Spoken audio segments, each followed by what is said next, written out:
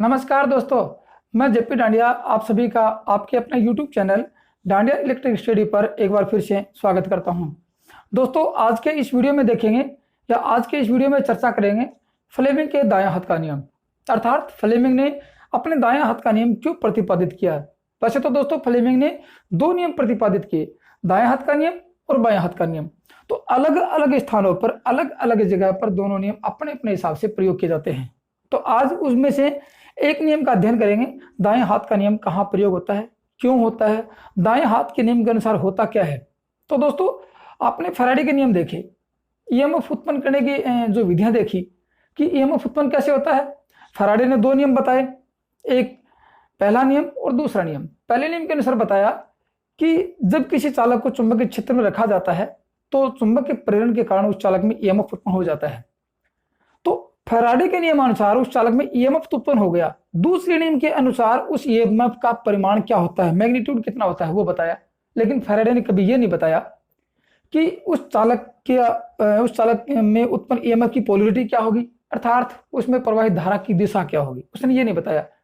तो फ्लेमिंग ने बताया कि फैराडे के नियम अनुसार जब चालक में विद्युत धारा या ईएमएफ उत्पन्न होता है या धारा प्रवाहित होती है, उस धारा की दिशा क्या होती है, ये फ्लेमिंग के दाएं हाथ के नियम के अनुसार ज्ञात की जाती है। तो उस फैराडे के नियम अनुसार जब भी धारा प्रवाहित होती है, उत्पन्न धारा होती है या ईएमएफ होता है, तो उसकी पोलैरिटी या उसकी धारा की दिशा ज्ञात करने के लिए आज फ्लेमिंग के दाएं हाथ का नियम का अध्ययन करेंगे। दोस्तों, आपको बता दें आपकी जानकारी के लिए कि अपना जो इलेक्ट्रिकल थ्योरी का सिलेबस चल रहा है उसमें विद्युत चुंबक एवं चुंबकत्व का चैप्टर चल रहा है, जिसमें आज 41 नंबर की वीडियो में देख रहे हैं। इससे पिछली वीडियो में आपने लेंज का नियम देखा कि लेंज के नियम के अनुसार लेंज का नियम कितना इंपॉर्टेंट है, उसके अनुसार होता क्या है, उसका निष्कर्ष क्या था और किसी कॉइल में धारा की दिशा कैसे ज्ञात की, उसने विरोध कैसे किया, सब क्या अध्ययन किया। तो उनके बाद आज उस वीडियो को जारी रखते हुए और अपने सिलेबस को जारी रखते हुए आज के इस वीडियो में फ्लेमिंग के दाएं हाथ के नियम का संपूर्ण अध्ययन करते हैं। दोस्तों, फ्लेमिंग के दाएं हाथ के नियम का संपूर्ण अध्ययन करने के लिए वीडियो को लास्ट एंड तक देखते रहिए, ताकि आपके मन में कभी फ्लेमिंग के नियम के प्रति कोई विचार उत्पन्न नहीं हो कि कैसे उत्पन्न होगा। आपको अच्छे तरह एक एक पॉइंट टू पॉइंट बताऊंगा कि आपको दिमाग में अच्छे तरह से बिल्कुल याद हो जाए। आप ये कहोगे वास्तव में सर मस्त तरीके से पढ़ाया और याद हो गया। तो चलिए देखते हैं दोस्तों फ्लेमिंग के दाएं हाथ का नियम। देखो, दाएं हाथ का नियम का प्रयोग कहाँ करते हैं, धारा की दिशा ज्ञात करने के लिए या ईएमएफ की पोलैरिटी ज्ञात करने के लिए। तो उसमें क्या होता है, देखो आप लोगों ने देखा कि चुंबक के प्रेरण के द्वारा जब ये दो चुंबक लेते हैं, देखो ये चुंबकीय फ्लक्स है और यहां एक चालक लगा दिया आप लोगों ने, यहां पे एक चालक लिया और ये चालक को घुमाया। आप लोगों को पता है चालक को घुमाएंगे तो क्या होगा, इसमें ईएमएफ उत्पन्न होगा। किसके नियम अनुसार, फैराडे के नियम अनुसार। दूसरे नियम के अनुसार ये होता कि ई समानुपाती D phi upon D T, ये तो था कि धारा परिवर्तन के समानुपाती या फिर फ्लक्स परिवर्तन के दर के समानुपाती, ये था। अब आज बात करते हैं इस चालक तार में धारा की दिशा क्या रहेगी, बस यही देखते हैं। तो दोस्तों, आप लोगों को पता है ओरस्टेड का नियम पढ़ा या फैराडे का नियम पढ़े या लेंज का नियम पढ़ा, आप लोगों को मैंने अच्छी तरह बताया कि एक चालक तार जब लेते हैं, एक लूप लेते हैं ऐसे, ये लूप, तो ये धारा प्रवाहित होती है। लूप के दोनों पार्श्व में, दोनों सिरों पर धारा विपरीत दिशा में होती है। तो यहाँ क्या है, ये लूप ही तो है। जैसे कि चालक तार को आपने देखा, इस लूप को कैसे दर्शाएंगे, ये देखो ये चालक तार है, ये चालक तार है, यहाँ ले ये पॉइंट है, ये क्या है, ये लूप है। मतलब कि चालक तार घूम के आया है, ये क्रॉस का निशान है, ये डॉट का निशान। मैंने आपको बताया क्रॉस का निशान क्या होता है। क्रॉस का निशान होता है कि धारा अंदर जा रही है और ये धारा बाहर आ रही है। क्रॉस का निशान होता है कि अपने किसी चालक तार में धारा अंदर जाना, चालक तार में धारा अंदर जाएगी, जहाँ क्रॉस लगाएंगे, और ये चालक तार घूम के वापस आता है ऐसे घूम के, और ये बाहर आता है जहाँ डॉट लगाएंगे। इसका मतलब धारा अपने पास आ रही है, इसमें धारा दूर जा रही है। बस यही एक लूप लेते हैं। अब देखते हैं इस लूप के अंदर क्या होता है कि फ्लेमिंग के दाएं हाथ के नियम अनुसार इस लूप में धारा का मान, इस चालक तार में धारा की दिशा क्या रहेगी, उस ईएमएफ का पोलैरिटी क्या रहेगी, वो देखते हैं। तो देखते क्या है कि फ्लेमिंग के दाएं हाथ का नियम बताता है कि फ्लेमिंग ये बताता है कि अंगूठा, पहली अंगुली और ये मध्यम अंगुली, तीनों को, किसको, एक अंगूठा और पहली अंगुली जिसको तर्जनी अंगुली बोलते हैं ये, और मध्यम अंगुली, तीनों को अपने हिसाब से इस प्रकार फैलाओ कि तीनों के बीच में समकोण रहे। अर्थात देखो ये इसके 90 डिग्री में रहेगा और ये इसके 90 डिग्री में, वो तीनों के तीनों समकोण में रहेंगे। अर्थात तीनों के प्रत्येक के बीच में 90 डिग्री का कोण रहेगा। तो फिर ये अंगुली चुंबकीय फ्लक्स की दिशा दर्शाएगी, चुंबकीय क्षेत्र की दिशा दर्शाएगी, अंगूठा चालक में घुमाव बल की दिशा दर्शाएगा और ये चालक में विद्युत धारा की दिशा दर्शाएगी।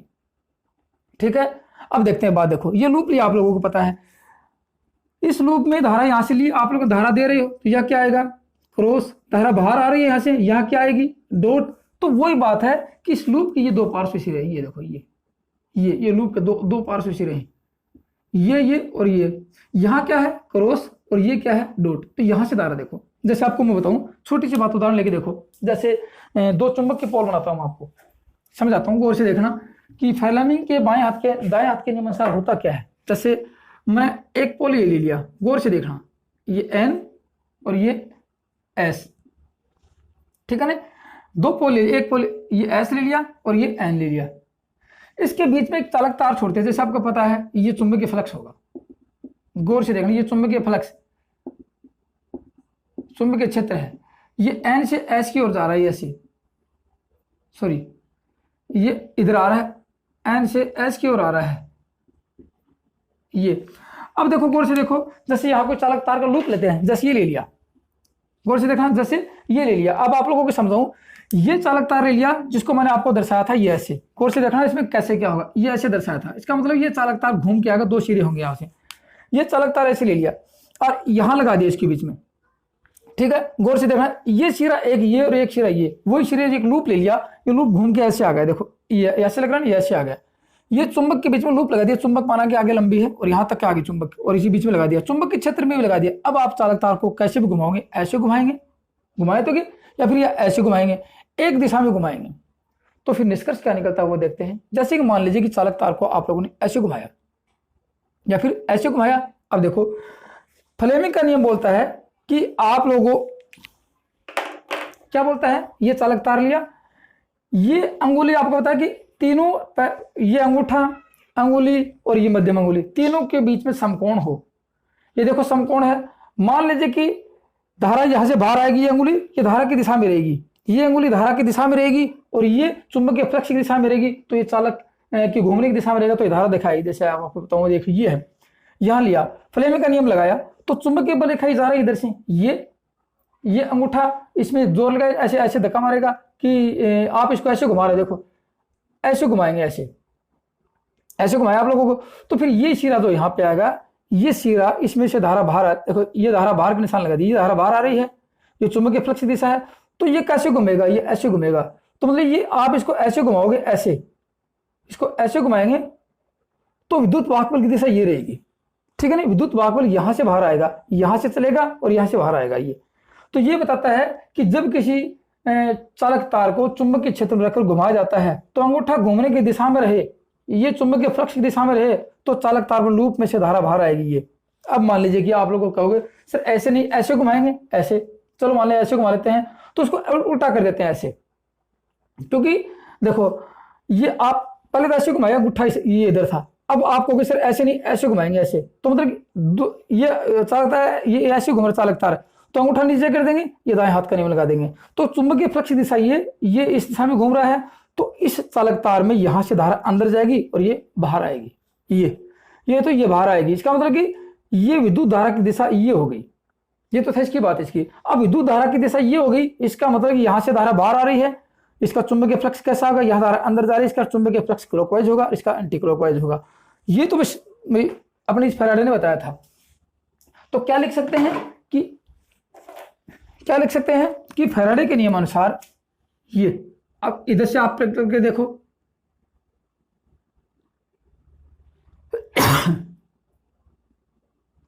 ये कोई लूप लिया आप लोगों ने, ये लूप मैंने आपको बताया था, ये लूप के दो पार्श्व सिरे हैं, ये यहाँ पे और ये यहाँ पे। मान लीजिए कि धारा की दिशा जो भी है, अब देखेंगे आपने चालक तार को कैसे घुमाया, वो घुमाने की बात अलग है। अब देखिए यहां से देखो, आप लोग को सिर्फ चालक को ऐसे घुमाएंगे, गौर से देखना, ये जो चुंबकीय बल रेखा है ये इधर से ये आ रही है, चुंबकीय फ्लक्स की दिशा ये रहेगी, ठीक है। तो चुंबकीय फ्लक्स की दिशा क्या हो गई, ये फ्लक्स की दिशा ये आ गई, ठीक है, चुंबकीय फ्लक्स की दिशा। अब आपने चालक को घुमाया कैसे, इस दिशा में घुमाओगे तो देखना डायरेक्शन, ये इस दिशा में घुमाया चालक को, ये ऐसे, तो यहां से चालक ऐसे घूमेगा और ये चालक ऊपर जाएगा, ऐसे जाएगा, ये होगी आपके चालक की घूमने की दिशा, तो फिर विद्युत धारा की दिशा क्या होगी, यहाँ डॉट आएगा या यहाँ पर यहाँ क्रॉस आएगा। वो देखो चालक के घूमने की दिशा ये है, देखो आप ऐसे लगाओगे, ये देखा गौर से कि चालक के घूमने की दिशा में अंगूठा रहेगा, तो चालक ऐसे घूम रहा है, ये ऐसे घुमा, ठीक है, और चुंबकीय फ्लक्स की दिशा ये, तो फिर ये अंगुली आपको लग रही है ये ऐसे, ठीक है ना, ये अंगुली आपको ऐसे लग रही है, तो धारा अंदर जा रही है इस लूप में, यहाँ से इस लूप में धारा अंदर जा रही है। तो यहाँ क्या लिखेंगे, धारा जब किसी चालक तार में अंदर जाती है तो वहां क्रॉस लगता है, याद रखना, तो वहां क्रॉस लगता है, ये क्रॉस लगा दिया, और धारा जब बाहर आती है तो वहां डॉट लगता है, तो ये लगा दिया क्रॉस और ये लगा दिया डॉट, ये चुंबकीय फ्लक्स की दिशा होगी, ये ऐसे लगा दिया।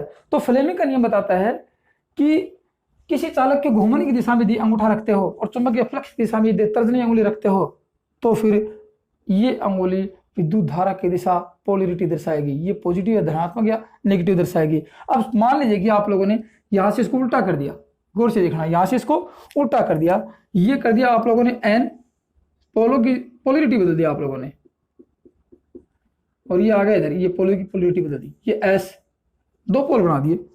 गौर से देखना, अब पोल बना दिए दो, घूमने की दिशा कैसे रहेगी, मान लीजिए घूम ऐसे घूम रहा है, यहां से धारा बाहर आ रही थी, ये अंदर धारा जा रही थी, अब घूमने की दिशा यही है ना, फ्लेमिंग के बाएं हाथ का नियम का अपन दाएं हाथ का नियम प्रयोग करें, ये धारा ऐसे आ गई, तो फिर क्या होगा, फ्लेमिंग के दाएं हाथ का कि ये चालक ऐसे घूम रहा है, आप लोगों ने ऐसे तो घुमाया इसके चालक को, ऐसे घूम रहा है, ये घूम रहा है, तो फिर क्या होगा, फ्लेमिंग के दाएं हाथ का नियम प्रयोग करें। यहां से देखो ये जो अंगुली है विद्युत धारा की दिशा में, ये धारा की दिशा में, ये अंदर जा रही है धारा, ये अंदर गई, ये चुंबकीय फ्लक्स की दिशा में, और ये चालक के घूमने की दिशा में, तो यहाँ चालक तार में धारा की दिशा बदल गई, ये क्रॉस लग गया, ये डॉट लग गया।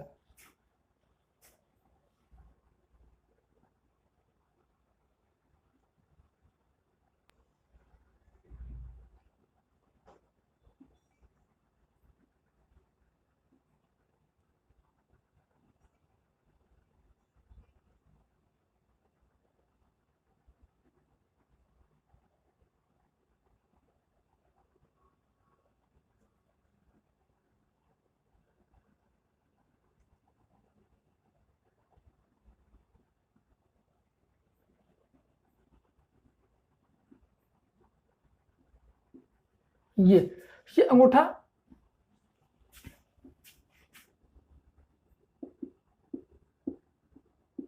चालक के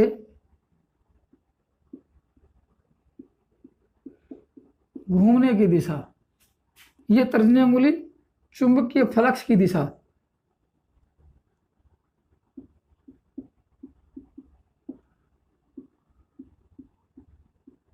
और ये विद्युत धारा की दिशा।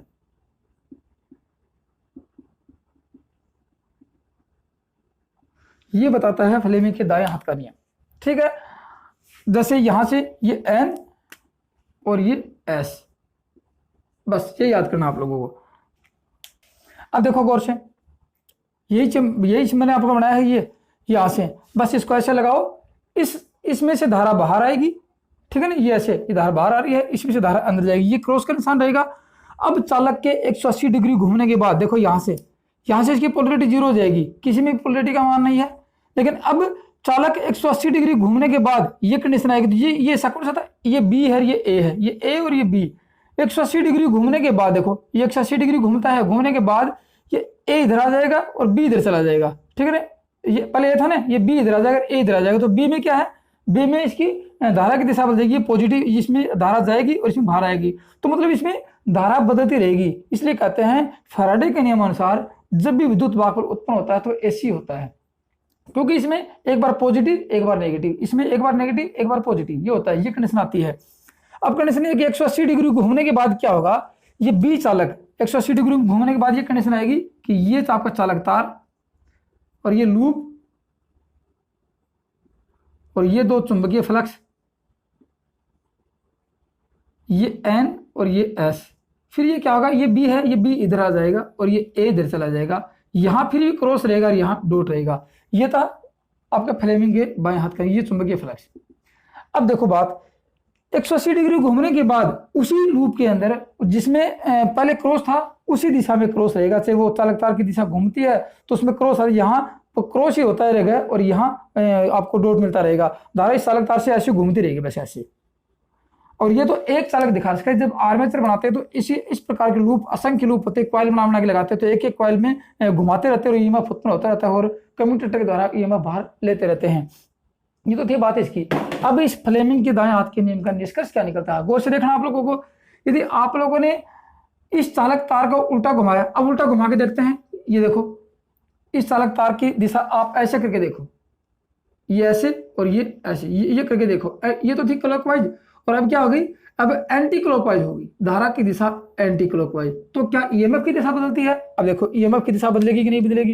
ये देखो ये यहां से नीचे जा रहा है ना, तो फ्लेमिंग के दाएं हाथ का नियम लगाओ। ये देखो फ्लेमिंग के दाएं हाथ का नियम लगाया, ये अंगूठा नीचे जा रहा है इधर से, ठीक है, या फिर ऐसे लगा लो कि अंगूठा उधर ऊपर से जा रहा है। बस ये लगाओ कि चुंबकीय फ्लक्स दिशा ये है, चुंबकीय फ्लक्स दिशा ये है, तो ये बाहर ये ऊपर चला गया एंटी क्लॉकवाइज में, और क्लॉकवाइज में देखो ये यहां लगाया, ये चुंबक ये ऊपर गया, ये चुंबकीय फ्लक्स दिशा, तो यहां से धारा बाहर आएगी, एक बात। और ये डायरेक्शन चेंज कर देते हैं, इसकी घूमने की दिशा बदल देते हैं कि ये घूमने की दिशा ऐसे रहेगी कि ये यहां से लगा दो उल्टा निशान, ये और यहां से ये।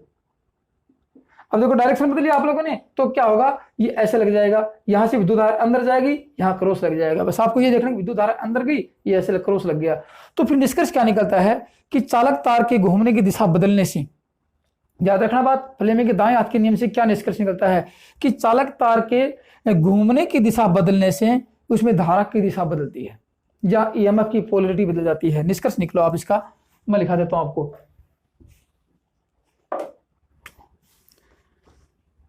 निष्कर्ष,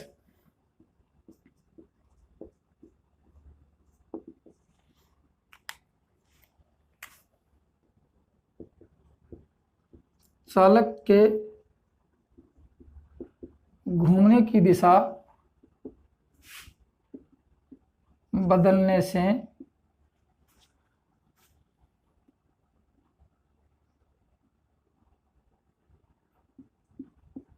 उसमें उत्पन्न ईएमएफ की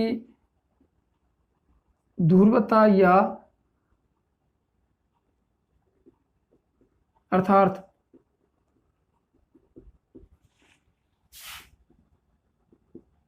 धारा की दिशा बदलती है। एक निष्कर्ष ये निकलता है। दूसरा निष्कर्ष आप लोग ये, आप चुंबक के फ्लक्स की दिशा बदल दो, तो दूसरा निष्कर्ष क्या लिखेंगे, ये कि चुंबकीय फ्लक्स की दिशा बदलने से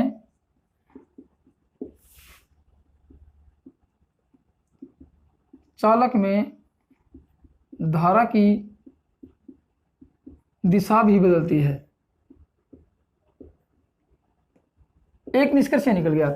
इसका मतलब यह आ गया कि फ्लेमिंग के दाएं हाथ का नियम के अनुसार किसी चालक में प्रवाहित धारा की दिशा दो बातों पर डिपेंड करती है। किस पे? एक तो चालक के घूमने की दिशा पर, दूसरी चुंबकीय फ्लक्स के प्रवाहित होने की, स्थापित होने की दिशा पर। तो फिर ये इसमें धारा की दिशा किन बातों, दो बातों पर डिपेंड होगी। एक तो ये धारा की दिशा दो बातों पर निर्भर करती है।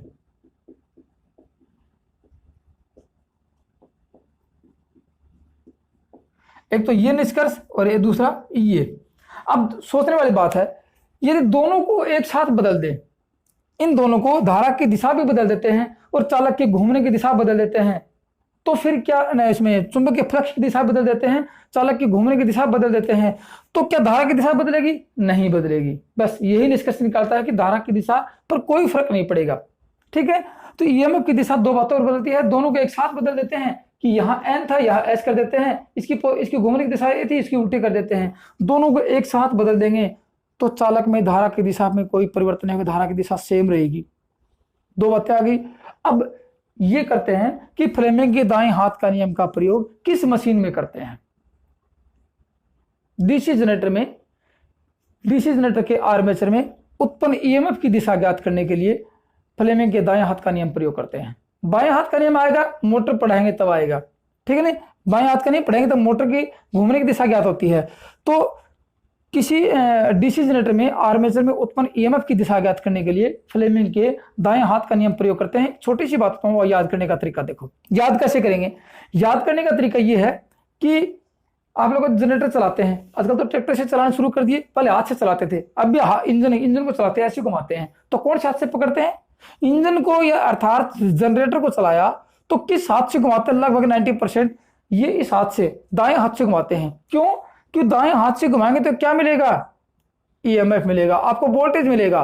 मोटर तो अपने आप घूम जाती है, इंजन जनरेटर को घुमाते हैं, दाएं हाथ से पकड़ के ऐसे घुमाएंगे तो क्या मिलेगा? ईएमएफ मिलेगा। इसका मतलब ईएमएफ की दिशा ज्ञात करने के लिए जनरेटर को दाएं हाथ से घुमाया तो फ्लेमिंग के दाएं हाथ का नियम प्रयोग आता है। ये छोटी सी ट्रिक है याद करने की। आपको कैसे याद करोगे कि जनरेटर को किस हाथ से घुमाते हैं? दाएं हाथ से। मिलता क्या है? वोल्टेज मिलता है, ईएमएफ मिलता है। तो उस ईएमएफ की दिशा ज्ञात करने के लिए फ्लेमिंग के दाएं हाथ का नियम प्रयोग आता है। ये तो थी दोस्तों इस फ्लेमिंग के दाएं हाथ का नियम का प्रयोग, जो आपको अच्छी तरह समझ में आ गया होगा। और फिर भी अगर आपको किसी प्रकार की कोई त्रुटि हो, समझ में नहीं आया हो, तो कमेंट्स में जरूर लिखना किस तरह में समझ में नहीं आया है, आपको दोबारा समझाने की कोशिश करूंगा। और दोस्तों वीडियो पसंद आए तो लाइक करना, शेयर करना, और जो दोस्त पहली बार वीडियो को देख रहे हैं वो नियमित पैटर्न के आधार पर इलेक्ट्रिशियन थ्योरी का संपूर्ण सिलेबस पढ़ने के लिए, अध्ययन करने के लिए चैनल को सब्सक्राइब जरूर कर लें, ताकि आप भविष्य में पूरा संपूर्ण सिलेबस पढ़कर अपने एग्जाम में बेहतरीन अंक प्राप्त करके और सफलता को प्राप्त कर सकते हो। आज की वीडियो में दोस्तों इतना ही है।